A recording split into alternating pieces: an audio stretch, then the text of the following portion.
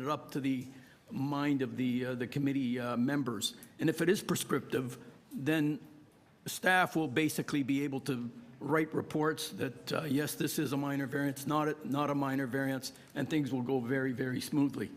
The other thing I'm waiting for is to see whether the province allows us to reverse our position if, in fact, we put in a local appeal body. If the legislation stays as it is and we are not allowed to reverse our position, there is no way that I can support going forward with a local appeal body. Thank you. Thank you, Councillor DiGiorgio. Did I have Councillor Platio? I had to speak. Thank you. Thank you, Mr. Mayor. I'll be brief as well. I think one of the things, the fundamental things that we have to bear in mind is that the Ontario Municipal Board will still have full control when it comes to rezoning applications, OP amendments, site plan approvals, and so on, and anything that may overlap between the local appeal body or anything that's before the board on any major applications. So at the end, in terms of principles of planning, who has jurisdiction over that? It will be the OMB overall. At least that's what the report suggests. And at this point, making any changes to it, I think we have to be very mindful, members of council, that any changes that take place will be final and binding. There won't be going back. We cannot undo what's done, because the report speaks to that as well.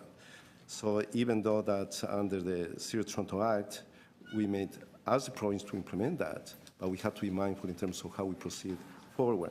I do have concerns with regards to the minor variance.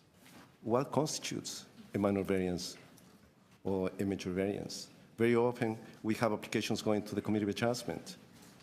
Very often, city staff do indicate that this is a major variance. And then the committee, if the application goes through the Committee of Adjustment, and it says otherwise. And most of those decisions are final and binding at the end. So there is a need to have a real clarification in terms of what's a minor variance, what constitutes a minor variance as opposed to a major variance.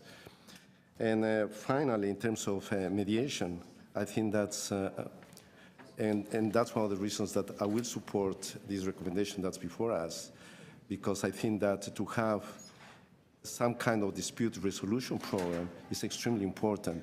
Members of council will play a major role on that.